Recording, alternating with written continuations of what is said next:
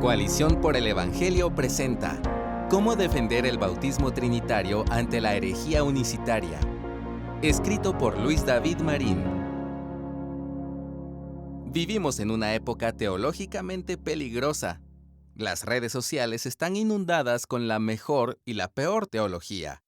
En medio de este mar de contenido, el movimiento del pentecostalismo unicitario ha encontrado la manera de ganar influencia en el mundo hispanohablante, promoviendo una teología antitrinitaria y un bautismo contrario al mandato de Cristo.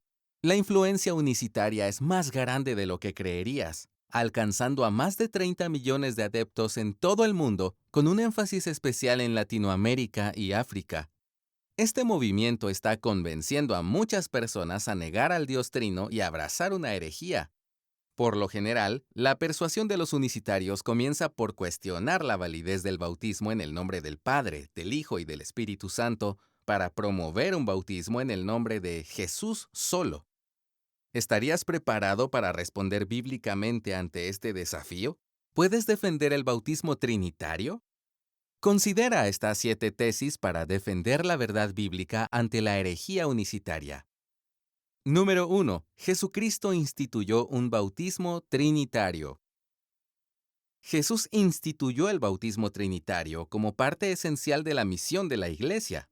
La misión de hacer discípulos, como nos fue encomendada por el Señor en Mateo 28:19, se cumple yendo a las naciones, bautizándolos en el nombre del Padre, del Hijo y del Espíritu Santo, y enseñándoles a que guarden todas las cosas que Jesús mandó.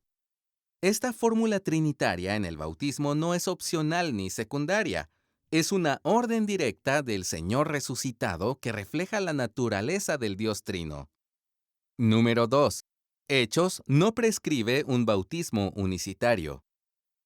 Los unicitarios fundamentan su convicción principalmente en pasajes bíblicos hallados en el libro de Hechos de los Apóstoles, donde encontramos repetidas expresiones de fueron bautizados en el nombre de Jesús, por ejemplo en Hechos 2:38, 10:48 y 19:5. ¿Qué debemos responder ante el uso de estos pasajes para proponer un bautismo unicitario?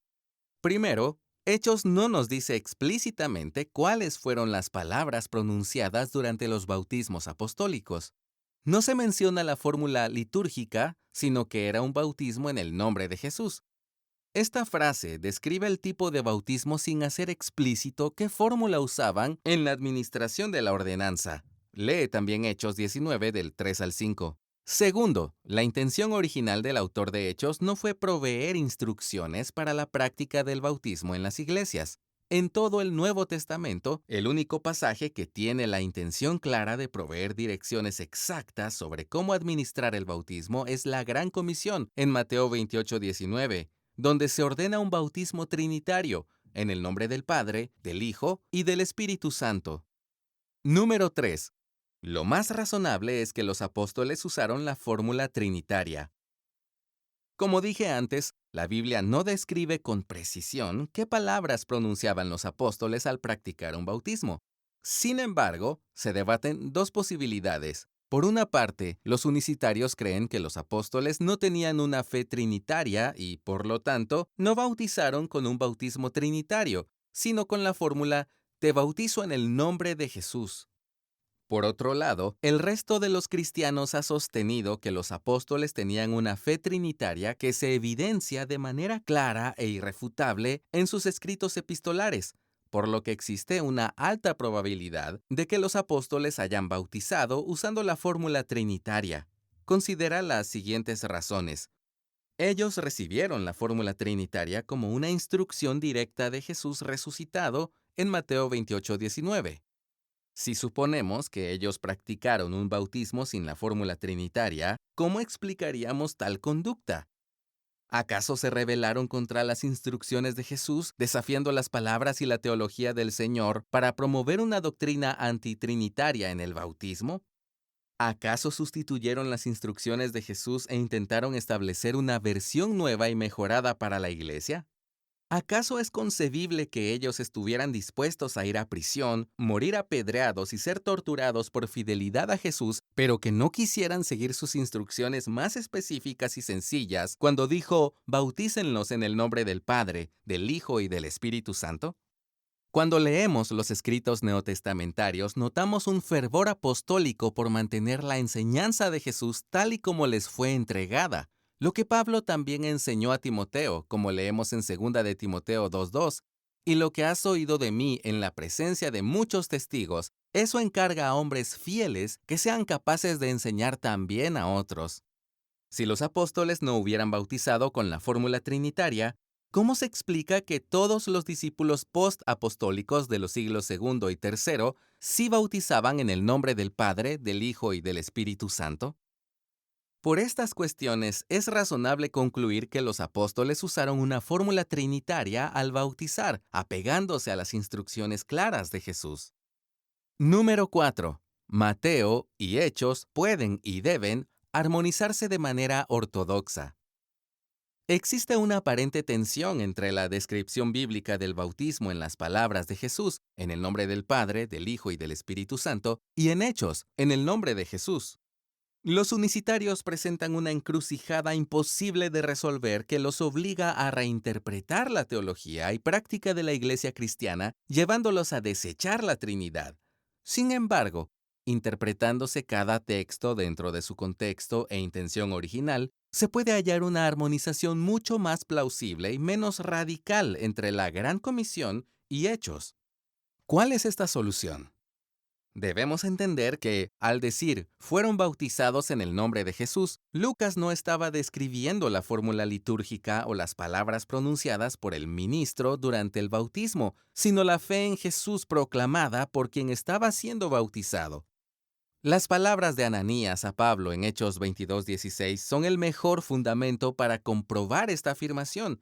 Allí le dice, levántate y bautízate, y lava tus pecados invocando su nombre. Número 5. La historia de la Iglesia temprana confirma que el bautismo cristiano siempre fue trinitario.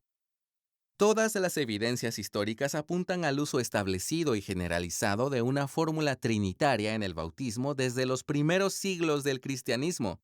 Aquí la evidencia textual histórica es perfectamente coherente con el testimonio bíblico.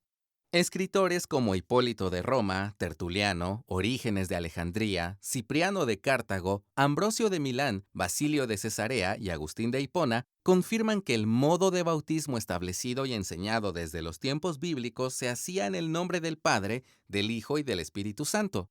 Entre todos ellos, quizás el testimonio histórico más valioso sea el de la Didache, documento cristiano anónimo que algunos datan alrededor del año 70 después de Cristo, que ordena explícitamente bautizar usando la fórmula trinitaria, bautizada en el nombre del Padre, del Hijo y del Espíritu Santo. Sin embargo, este documento también contiene, al igual que Hechos, una descripción de los cristianos como aquellos bautizados en el nombre de Jesús. Por ejemplo, dice lo siguiente: pero nadie coma ni beba de la Eucaristía con vosotros, excepto los bautizados en el nombre del Señor. Esto no refleja dos tipos de bautismo, sino que ilustra que desde el primer siglo la expresión bautizados en el nombre de Jesús no se interpretaba con una fórmula bautismal diferente y rival a la fórmula trinitaria que Jesús estableció. Más bien refleja dos aspectos complementarios del bautismo cristiano y bíblico. El creyente es bautizado en el nombre trinitario mientras confiesa su fe y se entrega a Jesús. Número 6. La consistencia teológica nos inclina a practicar un bautismo trinitario. Practicar un bautismo contrario a las palabras de Jesús no es solo un error litúrgico, sino una ruptura teológica con el Evangelio mismo, el cual revela al Dios Trino. Recordemos que el Evangelio es trinitario de principio a fin. Es el mensaje de que Dios Padre amó de tal manera al mundo que envió a su Hijo para que el mundo fuera salvo por su muerte y resurrección, como enseñan Juan 3:16 y Lucas 4:18, entre otros pasajes.